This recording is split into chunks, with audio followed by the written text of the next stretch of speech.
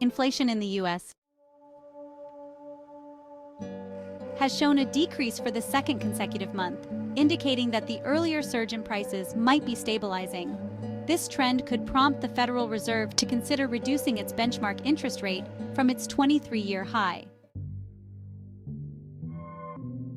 The core index, which excludes food and energy prices, saw a 0.2% increase from April to May, a slight drop from the previous month's 0.3% rise and the smallest increment since October.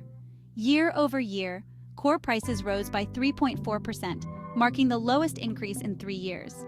Fed officials are closely monitoring inflation trends to evaluate their efforts in curbing price increases. Despite a general moderation in inflation, essential expenses like groceries, rent, and healthcare remain significantly higher than 3 years ago, contributing to ongoing public dissatisfaction. However, other economic indicators remain strong, with low unemployment, steady job growth, and continued consumer spending on travel and leisure.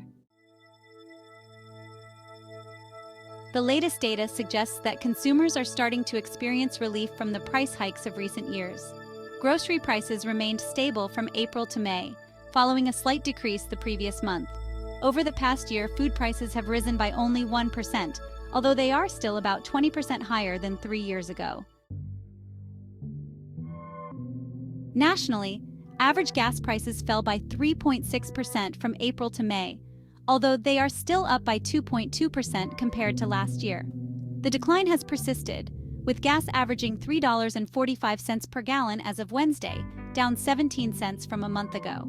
Reduced driving during the Memorial Day weekend and falling oil prices have contributed to this trend.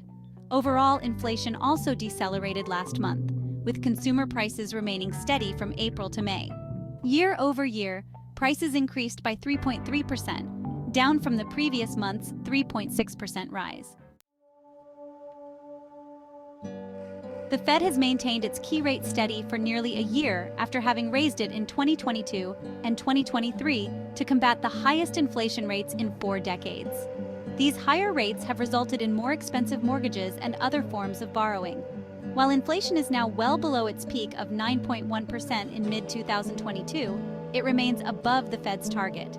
Persistent high inflation has been a complex issue for the Fed, which raises interest rates to slow borrowing and spending, cool the economy, and reduce price increases.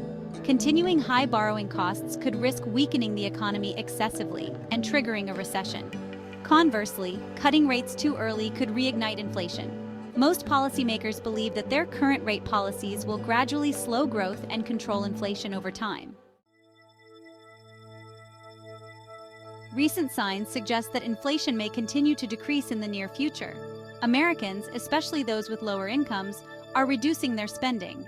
In response, major retailers and restaurants like Walmart, Target, Walgreens, McDonald's, and Burger King have announced price reductions or promotions.